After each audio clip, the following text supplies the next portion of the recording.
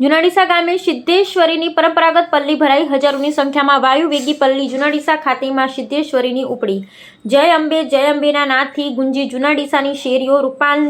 રૂપાલાની પલ્લી બાદ બીજા નંબરે ગણાતી પલ્લી એટલે માં સિદ્ધેશ્વરીની પલ્લી. ભક્તિ, શક્તિ અને આસ્થાનો મહિનો એટલે હિન્દુઓ માટે નવરાત્રિ ગણાતી હોય છે. જ્યારે નવનોરતા ખેલૈયાઓ ગરબે રમી માં અંબાની ઉપાસના કરતા હોય છે. જ્યારે આઠમ તેમજ નોમના દિવસે દૂર દૂરથી વસતા ગુજરાતીઓ પોતાના વતન પરત ફરી કુળદેવી માની પલ્લી ભરતા હોય છે.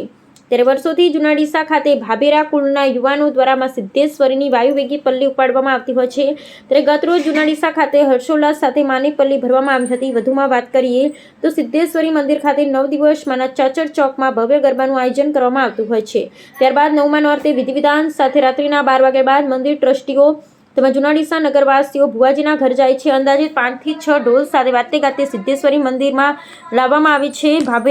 ભાભેરા કુળના ભુવાજીને ત્યારબાદ યોગ્ય મુહૂર્તમાં પલ્લી ભરવામાં આવે છે. જ્યારે અંદાજિત 5 મણથી પણ વધુ વજન માની પલ્લીનો થાય છે. ત્યારબાદ વાયુની વેગી પલ્લી ઉપાડવામાં આવે છે. 7 થી 8 મિનિટમાં ગામની પ્રદક્ષિણા કરી આ પલ્લી માના મંદિરમાં પરત થતી હોય છે. જ્યારે માની પલ્લી ગામમાં પ્રદક્ષિણા કરતી હોય છે ત્યારે હજારોની સંખ્યામાં યુવાનો હાથમાં ધોકા તેમજ પોતાની ભરપૂર તાકાતથી જય અંબેનો નાદ લગાવી માની બદલી પાછળ જતા હોય છે. જ્યારે માની પલ્લીના દર્શન કરવા બનાસકાંઠાના ભાવિકો દૂર દૂરથી કલાકો સુધી રાહ જોઈ મોડી રાત્રે દર્શન કરી ધન્યતા અનુભવતા હોય છે.